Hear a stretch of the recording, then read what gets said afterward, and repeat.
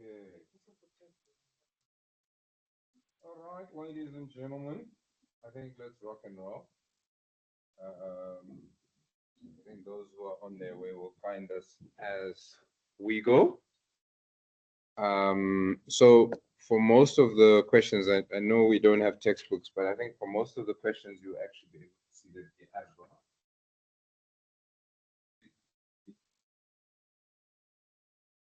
There might be some people that will not see. But yeah, otherwise, I trust everybody as well. I see some faces we didn't see yesterday. Welcome, welcome. All right. I think all of you know me. You're not seeing me for the first time. Have I ever lectured you? Good sir? I have. Yeah, okay. No, awesome. Awesome. Oh, now I'm recognizing you. Okay, when I heard the voice. Okay. Excellent. Excellent. Good stuff. Yeah, so let's get cracking with question 1.1.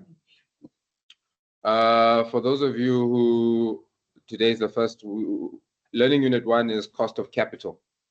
So we're basically looking at what is the cost of the capital that we've managed to finance in the business, okay? And we also learned that yesterday we have different sources of financing, all right? Which typically fall into two categories, that of debt and that of equity, okay? So here with question 1.1, we're just trying to get warmed up and build the necessary fundamentals before we get into or deep dive into the more meatier stuff. Here it says Indigo. In fact, sorry, we always start with the required. So under the required, it's saying calculate the cost of debt of the irredeemable bonds of Indigo Limited. Okay. So irredeemable bonds, we know this is a bond that has no maturity, right? Right. So here it says Indigo Limited has 15% irredeemable bonds in issue, all right, with a nominal value of 150 each. Okay. The current ex-interest market price per bond is 120. Interest is payable biannual. Okay. And remember here they said they want us to calculate the cost of debt, all right, for these bonds. Okay. Now, something we mentioned yesterday, whenever we're talking about the cost of capital, in essence, we're saying what is the interest rate that we are paying for the finance that we have sourced? Because we know that the cost of money is the interest that we have to pay on it, isn't it? So, where do we begin? Where do we begin? We know what we want to calculate, right? Yes, we want to calculate the interest, right? Interest for this irredeemable, yes. Yes, no maturity date. So, yes, that's what I'm waiting for. Which payment? What payment?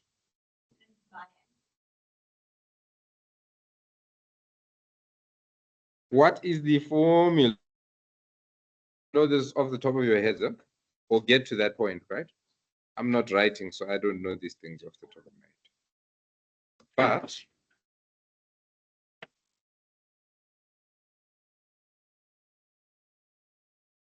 But RD is equals to what?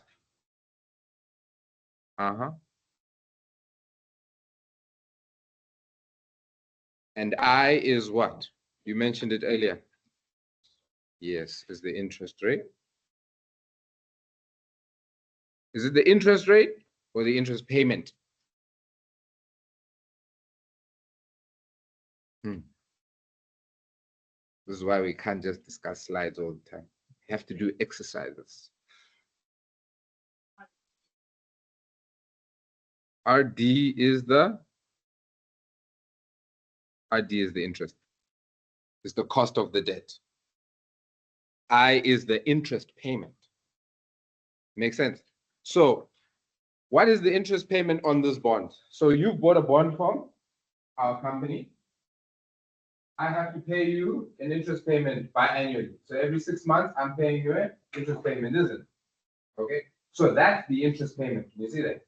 Okay. So how do we calculate the interest payment? How do we calculate I?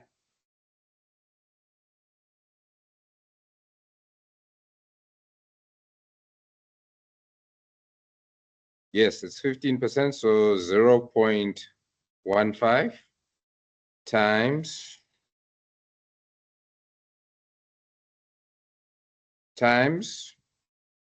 150, the par value. Okay. Which gives you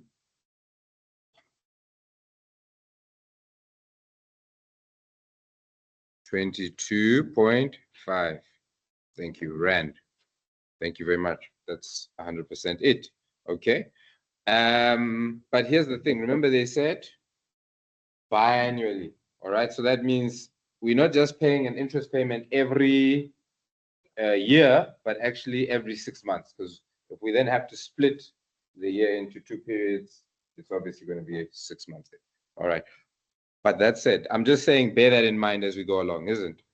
So what is the PO? What are we looking at there in the formula? Yes, we are looking at the market price of the bond. And what is that? Have they given that to us? It's 120. Okay. So then we obviously are going to then say, to calculate this, let's say 22.50 divided by your PO, which we said is 120, which will then give us what? What is our interest rate? Or the cost of the financing of this bond? 18.75%. Okay. But now, because we treated this like an annual payment, can you see that? Because we didn't split it into 2 separate payments and we didn't account for compounding, isn't it? Therefore, we're now looking at this. This is pretty much an annual. Can you see that? Annual rate. So we now need to get the biannual rate, or in other words, the effective rate. Did you guys play around with changing interest rates on your financial calculators? Somewhat. Do you remember how to do it? Wouldn't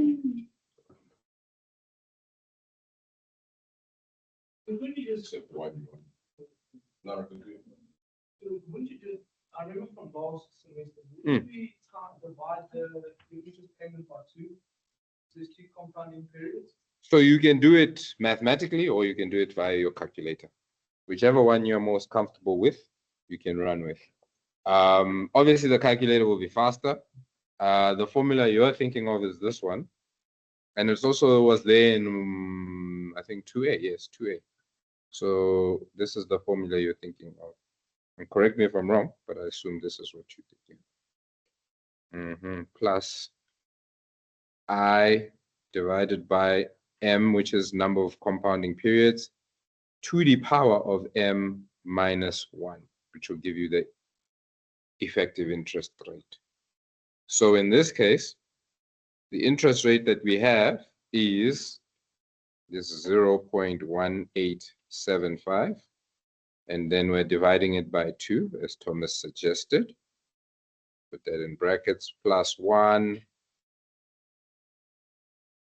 to the power 2 minus 1. Would you get? Now we are accounting for the compounding period.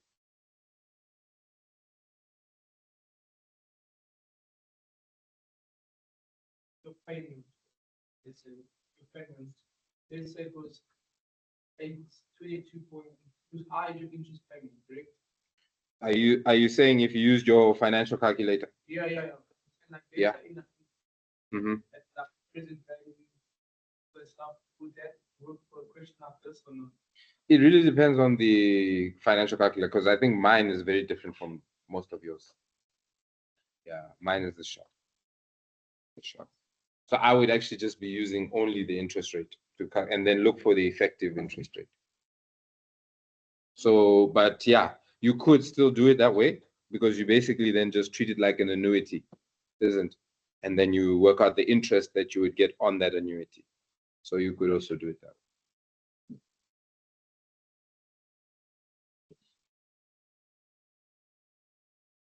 Yeah, you got non-completion as well.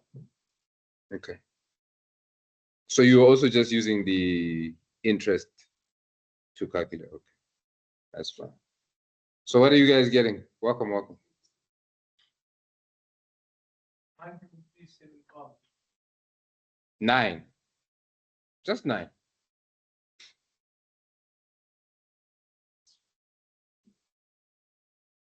We're just doing question 1.1.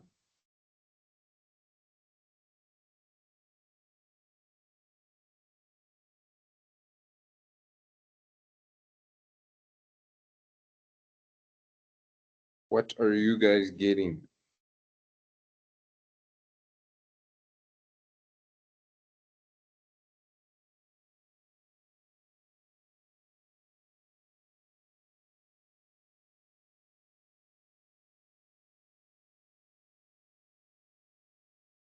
Are you not getting 19.62?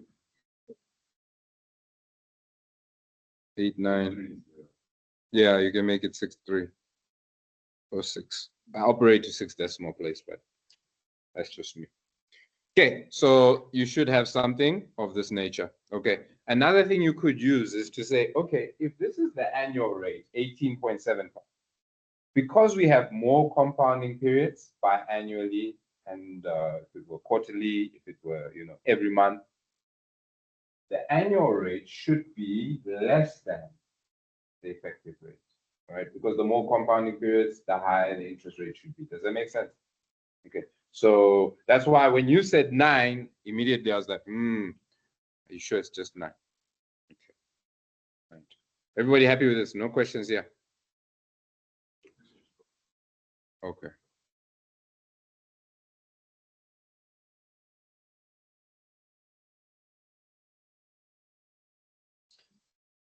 Yes. You would take, so initially you would have NPV, Yes. and then payment, and I Mhm. and I represented our Interest. interest rate, and payment was 22.5. We would usually just say 22.5 divided by 2, yeah. Use that as our input. It should work. It should work, because basically you're saying you're getting the 2 payments. You're saying n is 2 because it's 2 periods, right? And then obviously you're putting in your present value and your future value. Yeah, your present value being the 120, your future value being the 150. So it should work. You can try it actually, and let's see.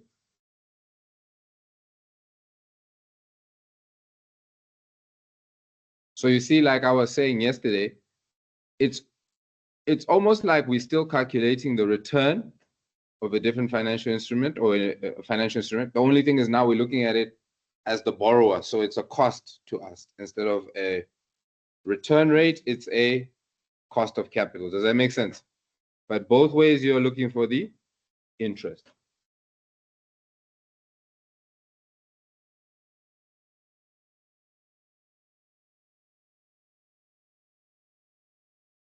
I wonder how much sense these videos are going to make if you're not in class. Yeah, I guess. Yes. Is it coming together? Okay. But the whole point is, at the end of the day, you guys must be so familiar and comfortable with your calculator, because there's different ways to arrive at the same thing. Okay. But I think in the interest of time, let's proceed. Let's proceed. So let's go to 1.2. Have you guys calculated the return on a preference share before? You haven't? Okay. Right. because this I was actually almost sure that you had done, but I thought it wouldn't be bad to do again.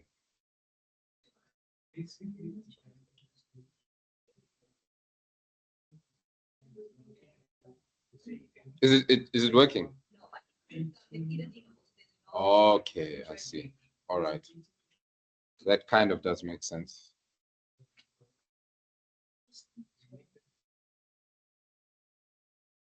Yeah. Yeah, well, this is also why you practice, right? So you see the situation when it is redeemable, you see when it's irredeemable. And you see if you needed to change the interest rate or if they're happy with the annualized interest rate you get. Okay, but here on question 1.2, they are then asking us the following.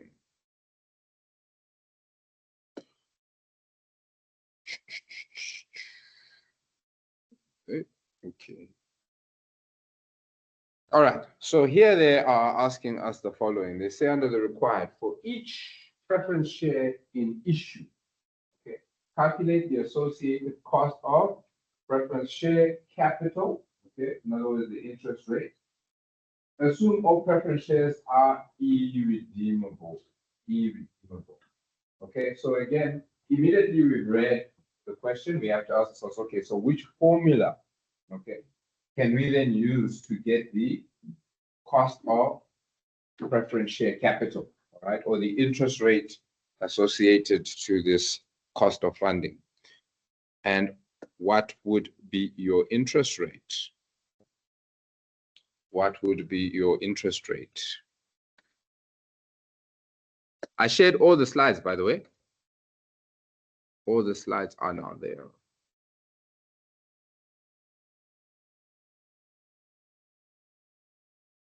RP is equals to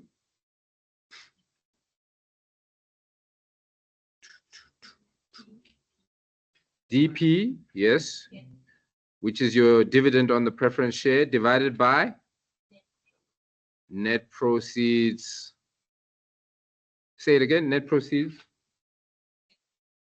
on the sale of preference shares. Okay, and what is this net proceeds? It's the value of the preference share, okay, minus what?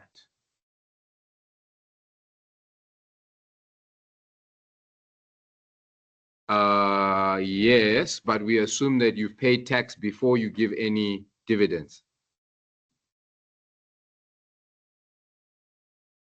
So we will not calculate tax on the preference on the dividends. What they say in the real world is dividends gets taxed in the hands of the holder. So when we pay out your dividends, you're going to get taxed on it because that's income to you. Does that make sense?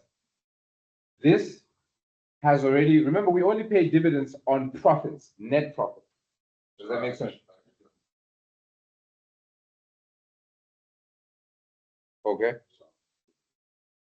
Of the, okay. So if we look, I think it's on page 11. Page 11. So there you see the formula in the middle of the page there, sorry. Yeah, if you got a textbook, you can just post it on the group. It says net proceeds on the sale of preference shares, and then in brackets it has gross proceeds. Okay, so maybe let me do this. Here, see they put V. So is equals to gross proceeds less flotation costs. Okay, less flotation costs. Right. And if you look in this table here, can you see we have flotation? VP is your gross proceeds. This gross issue proceeds. Okay. So, and your DP is your dividend on the preference share.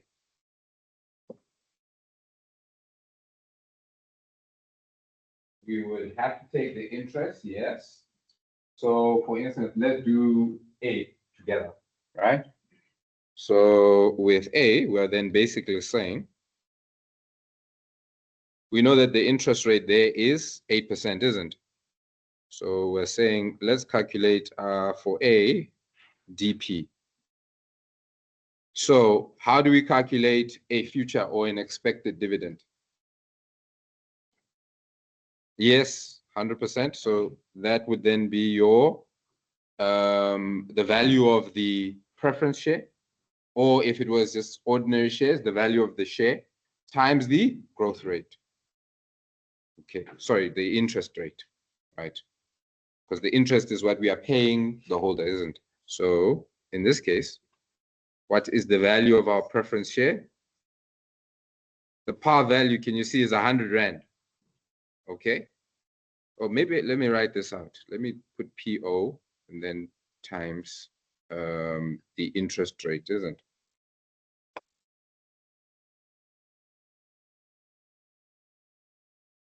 Okay. I don't know if that's how they've written it out in your formula, but anyway, 100 times, and the interest rate there is 8% annual dividend. Okay. So times 0.08, which obviously is then going to give you 8. Okay. So what do we know already? We know that in this table of ours, A is obviously going to be 8. Then we need to work out your net proceeds, isn't it? And so the net proceeds for A, we are then saying, your gross proceeds. What's your gross proceeds?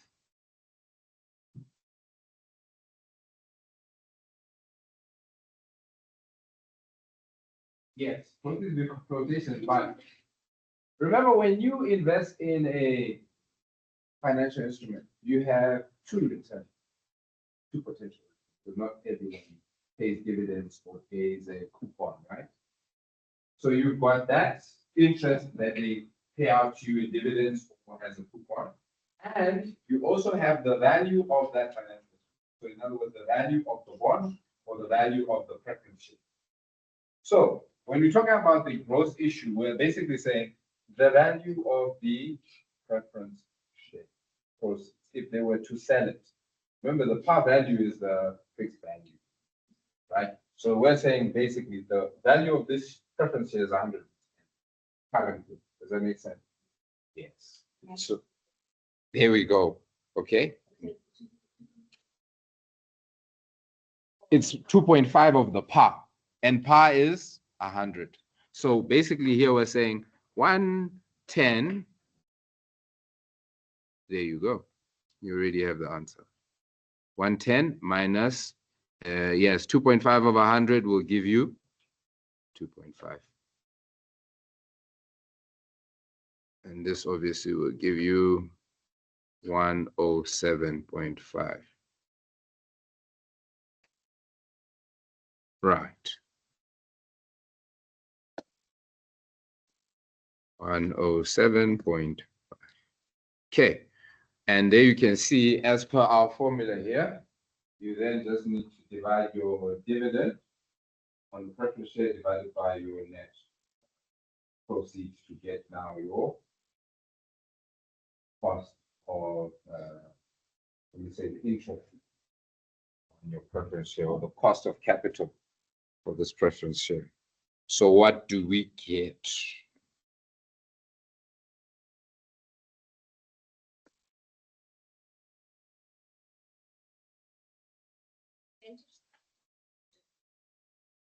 You're using, it's a Rand value. NP is also a Rand value, isn't it? Net proceeds.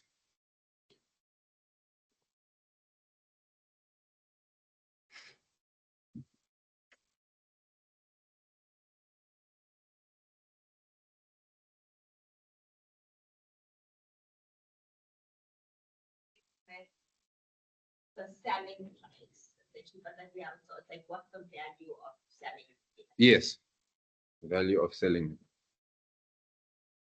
And very important is it's not the par value, it's the current market value of the preference share or the ordinary share.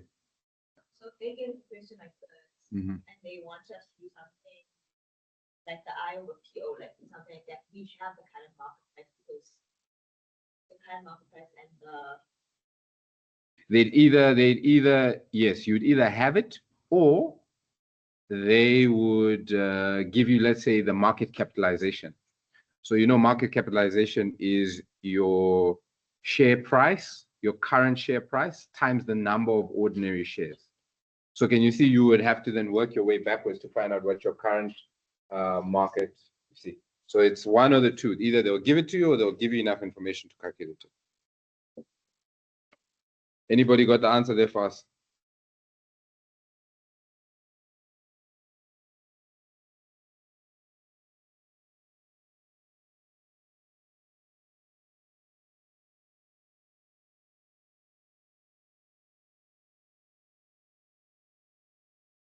No, that's going to be a percentage because you're basically saying as a proportion, 8 Rand over 100 and 7 Rand 50 is what? So 8 Rand divided by 107.5 Rand gives you 0.07. That's now a percentage. Can you see? Okay. So that's 7 point, yes, 4%. Is it making sense? Okay.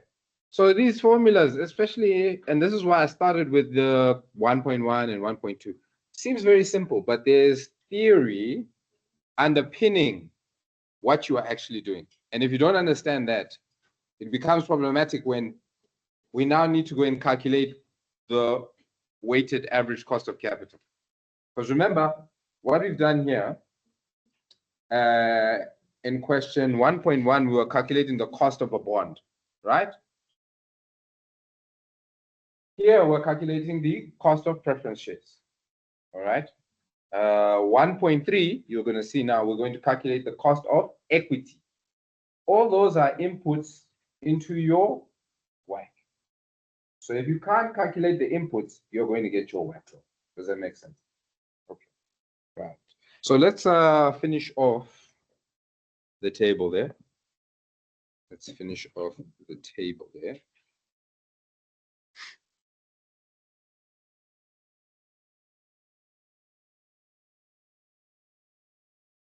So we can now go to B. I'm going to use a different color. Same process.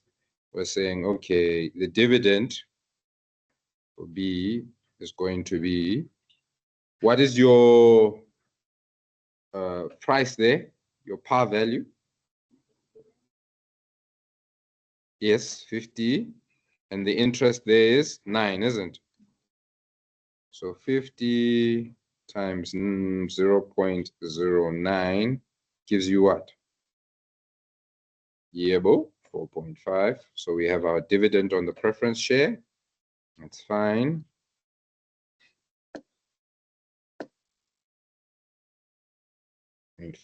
And I would advise as you practice, put the R for rands and, you know, percentage signs, so you know, okay, this is what I've calculated with this. This is the unit of measure for this and that. So now, net proceeds. Okay. Our gross there is 40. So 40, okay.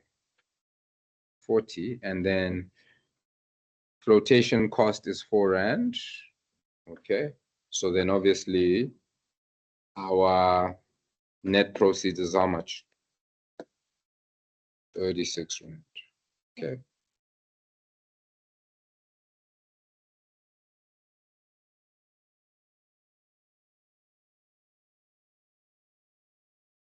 And so what is our cost of preference share capital for B? Should be higher than that of A. 4.5 divided by 36. Yes, that's what I'm also getting. 12.5%. Okay. I just looked at it from a proportion standpoint. So, I mean, if you look at it, 4.5 out of 36 should be higher than 8.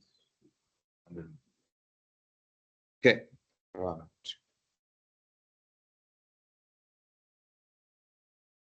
I should have lied and said I'm a genius. Students do the same thing. You would just be like, yeah. Really? Okay. Wow. Okay, so 40 times. What's the interest rate for C?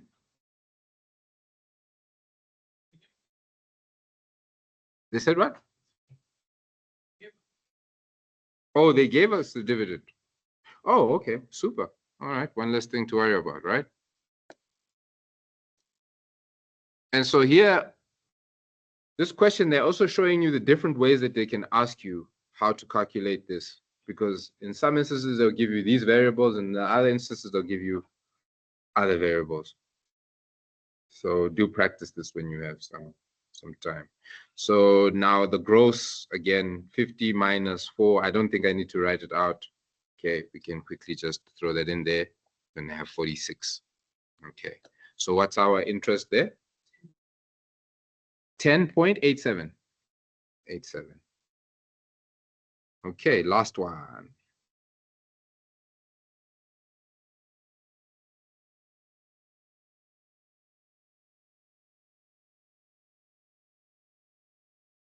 Last one.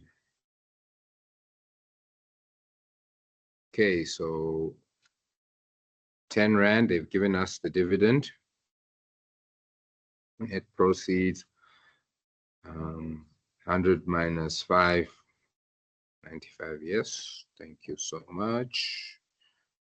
And therefore, how much is that?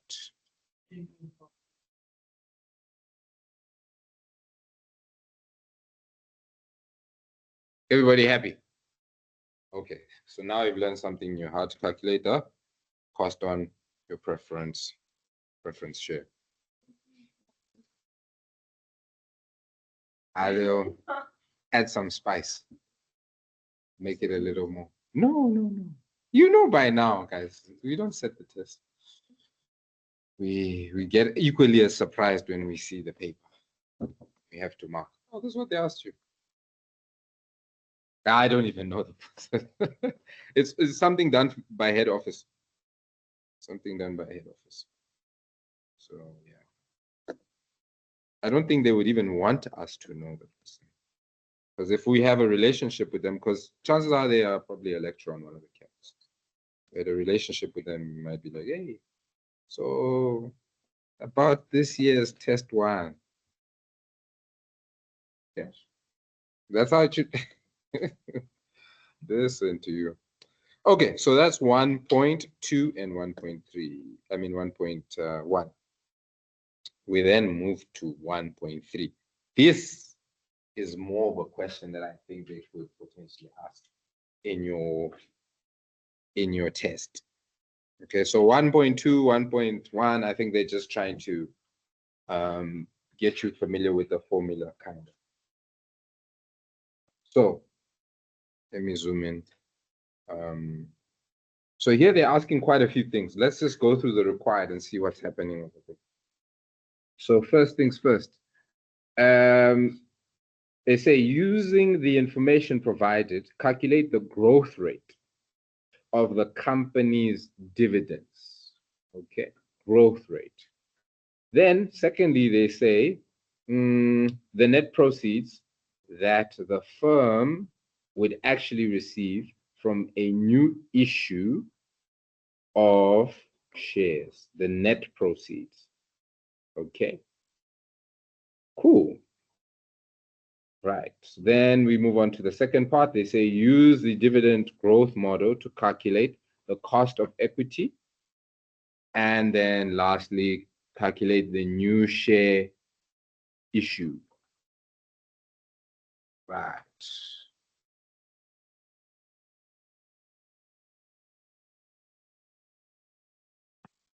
Okay. So up top, what are they saying? All right, they say your company has asked you to calculate its cost of equity. The company's shares currently trade at 1,203 Rand per share. Okay, so that's our market value. Okay, and current price. The company anticipates that it will pay a dividend of 16 Rand per share in 2010. Can you see something interesting? When you look at the below table, it says the 5-year dividend history, okay, of the company is summarized as follows. Okay, so we've got from 2005 all the way until 2009. So definitely this 2010 is the expected, it's the future dividend. Does that make sense? Okay, right. You have estimated that the company could net 1,150 for the new share issue, okay, after deducting flotation costs and underwriting fees. Okay, right. So let's then get into it. Let's get into it. Using the information above or provided, calculate the growth rate. How are we going to calculate the growth rate? The growth rate.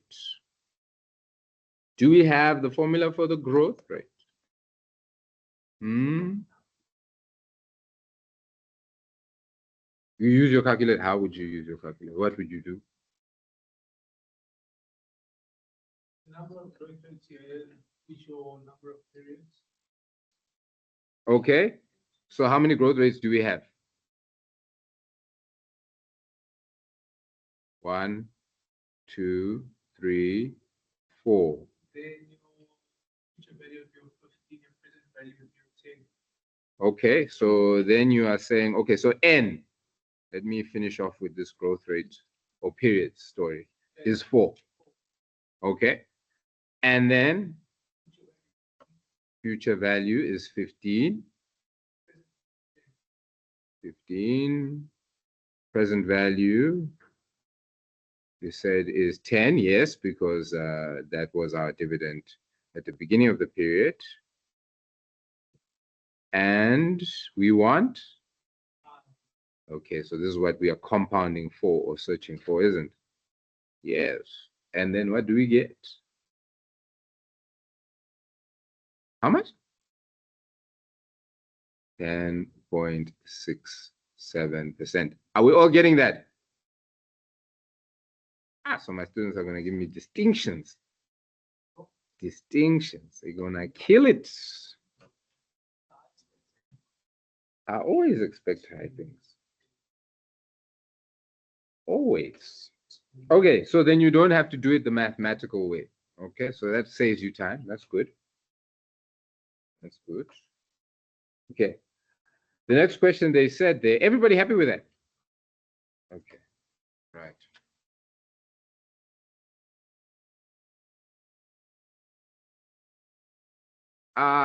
This, I think they say it as an alternative solution.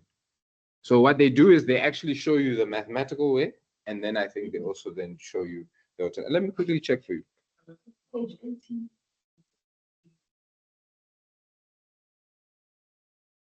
That's the reason why I remember it. So road made us right in 1206. This is going to bite us.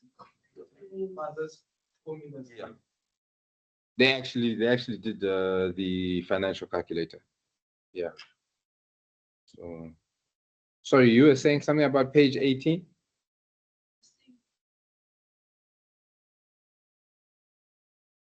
Oh yes, to do it mathematically. Yeah. But it's fine. I would also encourage that you do it via the calculator. But remember what I said yesterday? Show me your steps.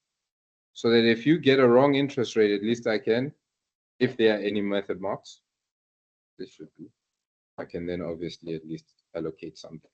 Okay. But let's go to B now. So now we need the net proceeds, okay, that the firm would actually receive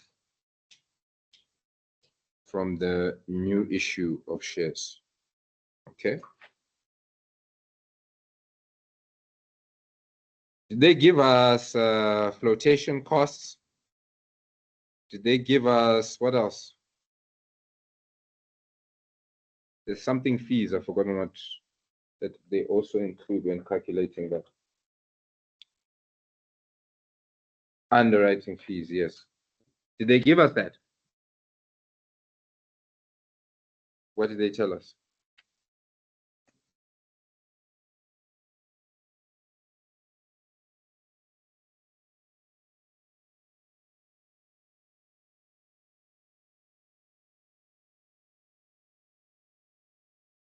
Okay, so that's your answer. So I feel like this question was really sneaky because they gave you the answer. Really sneaky. Okay. Yeah. Right. So I think let's take our break now. And then when we get back, we'll finish this off. And